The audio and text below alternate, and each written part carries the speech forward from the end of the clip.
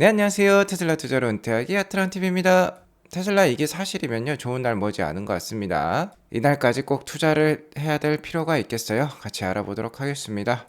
3대 지수 현황 먼저 간략히 살펴보고 가도록 하겠습니다. 나스닥이 2.05%나 상승을 했어요. 13,800선까지 오르는 거의 그러한 기염을 토했다라고 볼 수 있겠는데요. 뭔가 추세적인 상승세가 나오는 듯한 모습이기도 합니다. 자, 왜 그러냐면 오늘 솔직히 더 많이 빠질 수도 있었어요. 자, 어제 목요일장에 나스닥이 거의 1% 가까이 빠졌었는데 파월 연준의장의 발언 때문이었죠. 추가로 긴축하는 게 적절하다면 주저하지 않고 그렇게 할 것. 최근 시장 상승에 찬물을 끼얹는 발언이었는데요. 시장에서는 금리 인상이 끝났다라고 생각했지만 아직 아니다라고 반박을 한 거죠. 그러면서 목요일에 국채금리가 이렇게 크게 올라섰습니다. 오르면서 주가가 빠졌었는데 금요일은 오히려 주가가 2%나 올라 버렸어요. 일단 시장에서는 이 10년물 국채금리와 다른 미국의 국채금리가 오늘 안정화됐다. 큰 움직임 없었다. 오히려 하락하는 모습도 나왔다라고 하면서 지수 상승세를 이끌었다라고 얘기를 하고 있습니다. 그리고 금요일에 나왔던 매크로 지표로는 11월 미시간대 소비자 심리 지수와 1년 기대 인플레이션이 나왔는데요. 기대 인플레이션이 좀 높게 나왔어요. 4.4%나 나왔습니다. 전월이 4.2%였는데 이것보다 더 높게 나오는 수치가 나왔거든요. 아직 연준이 생각하는 내년 말 기대 수준의 인플레이션이 2.5%인데 이것보다도 높은 수준이 나왔기 때문에 이는 기준금리를 상승시킬 수 있는 요인이 되겠지만 소비자 심리 지수는 좀 낮아지는 모습이 나왔어요. 그러면서 서로 상쇄되는 그런 매크로 지표가 발표가 되었기 때문에 별다른 영향은 없었다라고 볼 수 있겠습니다. 어쨌든 최근 증시 상황은요, 매크로 상황, 특히 이 국채 금리와 함께 연준의 정책, 파월 연준 의장의 발언이 되겠죠. 이 두 가지 상황에 따라서 좌지우지 되고 있는 상황이다라고 볼 수 있겠습니다. 이렇게 국채금리가 하락하면 주가는 상승하는 모습이 나오고 있는데요. 다만 최근 파월 연준 의장의 발언에 따르면 국채금리가 높아야지 이 국채금리 자체가 연준의 기준금리 대신 긴축적인 역할을 해줄 수 있기 때문에 기준금리를 인상할 필요가 없다라고 얘기를 하고 있는데요. 자, 이렇게 국채금리가 떨어지게 되면 파월 연준 의장 입에서 이 기준금리를 상승시켜야만 되겠다라는 또 매파적인 발언이 나올 수도 있거든요. 그래서 상당히 복잡 미묘한 상황이다라고 볼 수 있겠습니다. 이럴 때는요, 나스닥 차트를 보고 투자하는 게 저는 좋다라고 생각합니다. 가장 편안한 투자 방법이에요. 좀 이따 차트를 보면서 알려드리도록 하겠고요. 오늘은 나스닥이 2% 크게 오르면서 이렇게 좌상단에 위치하고 있는 나스닥 기술주들의 주가 상승이 좋았습니다. 특히 반도체 주식들의 움직임이 좋은 모습이에요. 우리나라의 삼성전자 역시 최근 3분기 실적을 발표하면서 반도체 실적이 바닥을 친 것 같다라는 얘기들이 많이 나오고 있는데요. 반도체 주가의 상승은 전반적인 나스닥 주가의 상승으로 이어질 수 있기 때문에 지켜볼 필요가 있겠습니다. 유가도 상승하면서 에너지 주식 소폭 상승했고요. 전반적으로 다 좋은 장의 모습을 보여주었습니다. 자, 그리고 나스닥 일봉 차트를 볼게요. 지금 복잡 미묘한 상황인데 쉽게 투자하는 방법은 이 나스닥 차트를 보고 투자하는 방법입니다.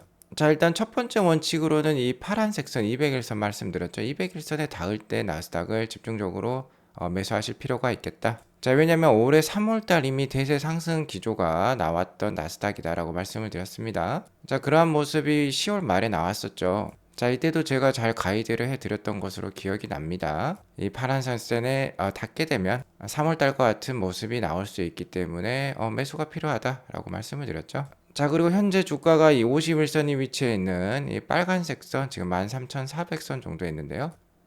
이 선을 돌파한 다음에 한 4, 5일 정도 지금 잘 버텨내는 모습이에요. 오히려 오늘은 2%대 크게 상승을 하면서 좋은 모습을 보여주었고요. 이렇게 하락 추세선을 그려볼 수 있는데 이 추세선을 뚫고 올라간 모습입니다. 그래서 지금 괜찮은 모습이라고 볼 수 있어요. 그래서 아직까지는 좀 보유의 그런 시각으로 계속 가져가실 필요가 있는데요. 이런 국채금리가 계속 떨어지게 되면 나스닥 주가가 더 오를 수 있습니다. 하지만 연준 파월 의장의 매파적 발언이 또 나오면서 지지부진할 수도 있겠죠. 자, 그러니까 어느 정도 횡보하는 구간이 나올 수 있고요. 횡보하는 구간이 나오게 되면 한 13,100선 정도가 1차 지지라인 될 수 있겠어요. 또 이 정도까지 떨어지면 다시 한번 추매로 대응하는 그런 투자 유효하다라고 볼 수 있겠습니다. 그리고 단기적으로 정말 많이 떨어진다라고 하면 12,500에서 12,700이 2차 지지라인 역할을 할 수 있겠다라고 계속해서 말씀을 드릴 수 있을 것 같네요. 투자에 참고하시기 바라겠고요. 자, 이번 주는 그렇게 큰 매크로 지표 발표는 없었습니다. 다음 주 화요일에 있을 미국 CPI 지수 발표가 중요하다고 볼 수 있겠는데요. 그래도 향후 경기를 좀 가늠해 볼 수 있는 매크로 지표 발표가 오늘 금요일에 있었습니다. 일단 첫 번째로 미시간대 1년 기대 인플레이션을 말씀을 드릴 수 있겠는데요. 10월달, 11월달 들어서 지금 크게 상승하는 모습이 나오고 있어요. 막대가 크게 치솟고 있는 모습인데요. 이번 11월 달에 발표된 미시간대 향후 기대 인플레이션이 4.4%가 나왔습니다. 전월이 4.2%였는데 소폭 상승하는 모습이 나왔고요. 9월까지만 하더라도 3%대 초반이었는데 상당히 지금 올라간 모습이죠. 향후 1년간 물가 상승 국면이 4.4%까지도 올라갈 수 있다라는 뜻인데 상당히 높은 수준이라고 볼 수 있겠죠. 이렇게 되면 연준의 지금의 이 고금리 환경 5.5%대에 고금리 환경이 길어질 수 있다라는 것을 의미한다라고도 볼 수 있겠습니다. 다만 미국 미시간대 소비자 심리 지수는 좀 떨어지는 모습이 계속 추세적으로 나오고 있어요.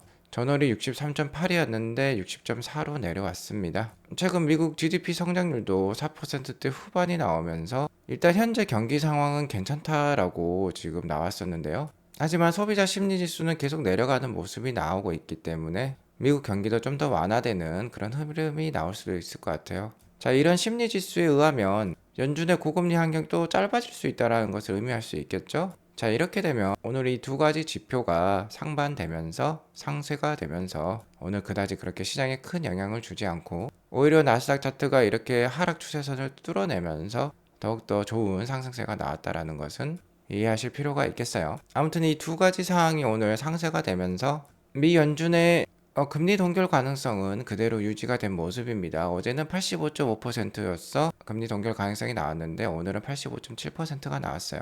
다음 FOMC 회의인 12월 13일에 여전히 금리 동결 가능성이 높은 상황입니다. 금리 인상 가능성은 14.3%밖에 되지 않아요. 자, 계속해서 미국의 주요 매크로 지표 발표를 지켜보면서 이 확률도 트래킹 하실 필요가 있겠습니다.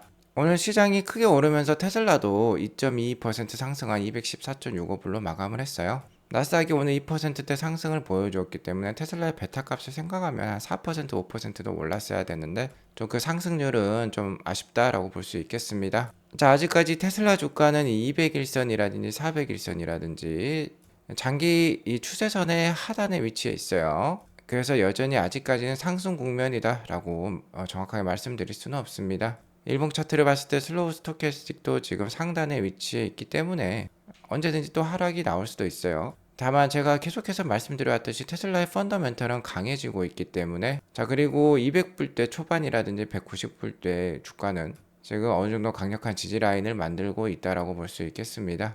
내년과 내후년을 생각을 하신다면 현재 횡보하고 하락하는 이 장세 속에서 테슬라 주식은 모아갈 가치가 있다라고 말씀을 드릴 수 있을 것 같고요.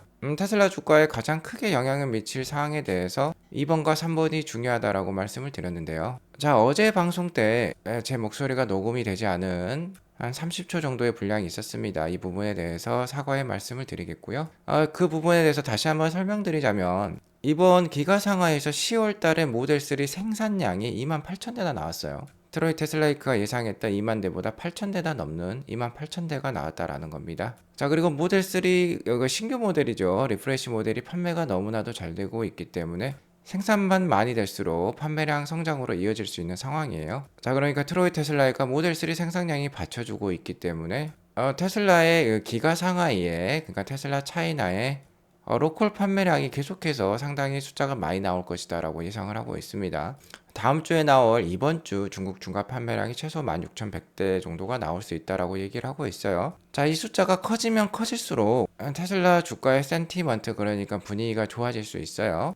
그리고 11월 말이 되면은 사이버트럭 인도식도 있기 때문에 11월 달 주가 그렇게 또 약하지 않은 흐름 충분히 나올 수도 있습니다. 자, 그리고 오늘은 2% 상승을 했지만 어제 목요일장은 5% 넘게 하락을 했는데요. 이 HSBC라는 금융기관에 테슬라에 관련된 레포트 때문이었죠. 자, 하지만 이 레포트를 쓰신 마이크 틴덜이라는 분이 계시는데 이분의 투자 랭킹을 보면 그렇게 높지 않아요. 자, 일단은 별 2개를 받고 있고요. 투자 성공률이 47%입니다. 그러니까 50%를 넘지 않고 평균적인 수익률이 마이너스권을 보이고 있는 그런 애널리스트라고 볼 수 있겠어요. 그래서 너무 이 HSBC 그러니까 이분이 쓰신 레포트에 대해서 그렇게 100% 확신을 갖고 평가할 사항은 아니라고 봅니다. 그러니까 목요일날 5% 이상 빠진 거는 좀 과했다라고도 볼 수 있겠고요. 모건 스탠리의 경우 도조 등 그리고 테슬라의 AI 및 소프트웨어 가치들을 반영을 해가지고 목표가를 400불을 제시하고 있는데 이번에 나온 HSBC의 레포트 같은 경우는 이를 좀 제외한 부분이 있습니다. 그래서 146불대만 제시를 하고 있어요. 물론 테슬라 주식의 변동성이 워낙 심하기 때문에 매크로적으로 큰 문제가 터지면 이 정도 가격까지는 떨어질 수 있습니다. 하지만 반면에 모델 3 리프레시가 잘 팔린다라든지 사이버 트럭이 내년에 잘 팔린다라든지 25,000불짜리 차량이죠. 모델 2가 좀 더 빨리 보급이 된다라든지 FSD 버전 12가 좀 더 일찍 보급이 되면서 자율주행을 좀 더 일찍 달성한다라든지 그런 것들이 나오면 주가가 또 금방 오를 수 있는 게 테슬라라고 볼 수 있겠습니다.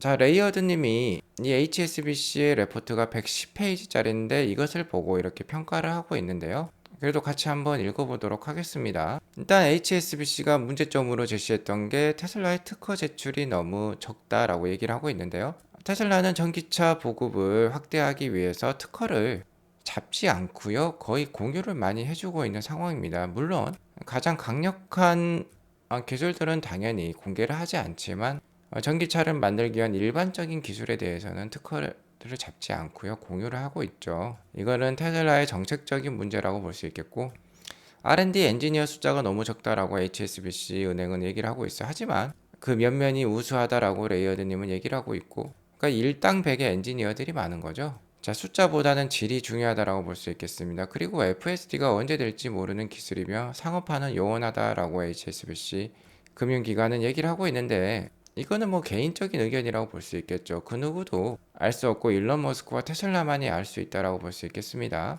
그리고 도조와 옵티머스도 아직 아이디어 단계라고 보고 있는데 이는 좀 성급한 일반화의 오류인 것 같아요. 최근 옵티머스는 요가 동작까지 하고 있고 FSD AI 자율주행 기술이 완성되는 순간 옵티머스도 굉장한 퍼포먼스를 보여줄 수 있어요. 2027년에 상용화를 목표로 하고 있기 때문에 아이디어 단계라고 보기에는 어렵다라고 저는 생각을 합니다. 아무튼 목표가가 400불이건 146불이건 현재 중요한 점은 이 빨간색 선 바로 테슬라의 펀더멘탈인 EPS가 되겠죠. EPS가 지금 계속 떨어지는 모양인데 이게 상승 반전하는 모습이 나와야 된다라는 거예요. 제가 주지에서 말씀드린 부분인데요. 이 EPS가 상승하려면 역시 테슬라 사업의 80% 이상을 차지하고 있는 이 자동차 그러니까 전기차 비즈니스가 좀 올라와 줘야 됩니다. 근데 지금 이렇게 자동차 비즈니스가 올라갈 만한 신호들이 좀 나오고 있어요. 자, 일단 모델 3 판매량이 잘 되고 있고 계속해서 이 주간 판매량이 늘어날 수 있다라고 제가 말씀을 드려왔고요. 최근에 중국 시장에 모델 3Y의 롱레인지 버전의 차량 가격 인상이 있었다라고 말씀드렸습니다. 우리 돈 30만원, 50만원 정도밖에 되지 않아서 그렇게 주가에 큰 영향은 없었지만 자, 이렇게 하락했던 차량 가격의 추세 반전이 지금 나오고 있다는 거죠. 자, 그리고 중국 내 기가 상하이 테슬라 직원들에 의하면요. 모델 3와 Y의 롱레인지가 아니라 스탠다드 레인지 그러니까 리얼 휠 드라이브죠. 후륜 구동 모델입니다. 롱레인지는 사륜 구동이죠. 어쨌든 이 스탠다드 레인지의 가격도 오를 수 있다라고 해요. 자, 여기 보시면 most sold라는 말이 나오고 있습니다. 이 RWD 그러니까 스탠다드 레인지가 롱레인지보다 차량 가격이 싸기 때문에 훨씬 더 판매량이 많아요. 그런데 이 판매량이 많은 볼륨 모델의 가격이 오른다라는 거는 자, EPS가 상승할 수 있는 요인이죠. EPS 이 빨간색 선이 올라가려면 가격 인상과 함께 판매량 상승이 같이 이루어지면 됩니다. 그래서 이게 올라갈 수 있다라는 거예요. 자, 그리고 테슬라는 영리하게 이러한 가격 인상 소식을 먼저 알리고 있습니다. 소문을 퍼뜨리는 거죠. 자, 그러면 차량 가격이 인상되기 전에 구매 수요가 더 몰리게 돼요. 그러니까 영리한 정책으로 가격 인상과 함께 차량 판매량도 증가시키고 있다라고 보시면 되겠습니다. 자, 그리고 이게 사실이면 좋은 날 머지 않았다라고 했죠. 이날까지 투자해야 한다라고 했는데 자, 이 론 베런 회장 유명하신 분이죠. 테슬라의 가장 강력한 가장 불리시한 분이라고 볼 수 있겠는데요. 이분이 어제 또 CNBC에 나와서 충격적인 발언을 했어요. 일단 뭐 그 충격적인 발언 첫 번째 얘기를 하자면 테슬라의 25,000불짜리 차량 향후 가장 중요한 모델이 되겠죠. 이 모델이 1에서 1.5년밖에 남지 않았다라고 얘기를 하고 있습니다. 아주 공격적인 타임라인을 제시했다라고 볼 수 있겠는데, 만약 향후 1년 안에 이 모델이 출시가 된다라고 하면 내년 말이 되겠어요. 2024년 이내에 나올 수 있다라는 거고, 1.5년이면 내년이 아니라 2025년 한 5, 6월 달에도 나올 수 있다라는 거죠. 상당히 빠른 그런 진도라고 볼 수 있겠습니다. 그리고 이 차량이 나오게 되면 연간 500만 대 이상 팔릴 제품이 될 수 있어요. 테슬라의 매출과 마진을 엄청나게 이끌 모델이 되겠습니다. 자, 그리고 이 25,000불짜리 차량 모델은 로보택시의 기본 플랫폼이 될 수 있죠. 자, 이렇게 많이 풀리게 되고 로보택시화 되면은 테슬라의 엄청난 소프트웨어 마진도 안겨줄 수 있는 그런 제품이 될 수 있으니까 상당히 중요한 제품인데, 이게 상당히 지금 롬베론 회장님에 따르면은 그 출시 시기가 상당히 빠른 편이에요. 테슬라 초기 투자자로서 상당히 많은 테슬라 주식을 가지고 있는 펀드를 운영하고 계시고, 일론 머스크와의 사이도 각별한 걸로 알고 있는데, 거의 내부자나 다름없는 이분께서 이렇게 발언을 했다라는 건 테슬라 투자자 입장으로서 크게 기대할 만한 사항이 되겠다라고 말씀을 드릴 수 있을 것 같고요. 자, 두 번째로는 테슬라 직원들이 세상에서 가장 많은 월급을 받는 그런 직원이라고 얘기를 하고 있습니다. 그 이유는 직원들이 테슬라 주식을 가지고 있기 때문이죠. 최근에 전미 자동차죠, UAW죠. 여기서 파업을 한 60일간 하는 바람에 GM이라든지 포드라든지 이러한 기업에서도 직원들의 월급을 향후 뭐 한 3, 4년 동안 20% 이상 올려줘야 되는데, 이렇게 되면 테슬라 내부 직원들 사이에서도 테슬라가 노조에 가입할 수 있는 그런 우려가 발생할 수 있겠죠. 하지만 대부분의 직원들이 테슬라 주식을 가지고 있기 때문에 회사에 대한 충성심도 높고요. 주식이 올라가면, 그러니까 주가가 올라가면 월급을 많이 받을 필요가 없겠죠. 그리고 주가가 올라가려면 자, 이 EPS, 그러니까 마진이 올라가야 됩니다. 그러니까 함부로 월급을 올려달라고 얘기도 안 할 것 같아요. 그리고 세계를 좀 더 지속 가능한 사회로 만들기 위해서 일조를 하고 있다라는 사명감 때문에 더욱더 근면하게 일을 하고 있는 것으로 판단이 됩니다. 어쨌든 이러한 부분을 또 롬베론 회장님이 얘기를 해주고 있고요. 일단 트로이 테슬라이크가 제시했던 이 25,000불짜리 차량이 나올 시기를 2026년 1월 정도로 예상을 했는데요. 롬베론 회장님 말에 따르면 늦어도 2025년 중순이라고 하니까 좀 기대를 해보고 테슬라 투자를 이어나갈 필요가 있겠습니다. 어쨌든 이 차량이 나오게 되면은요, 우리가 생각했던 것보다 더욱더 충격적인 사건이 될 수 있겠습니다. 1년에서 1년 반 정도 남았다라고 하니까 충분히 그때까지 투자를 이어가실 필요가 있겠어요. 오늘 이것으로 방송을 마치겠고요. 오늘 방송이 도움이 되었으면 구독과 좋아요, 알람 설정 꼭 눌러주시기 바라겠습니다. 행복한 주말 되세요. 감사합니다.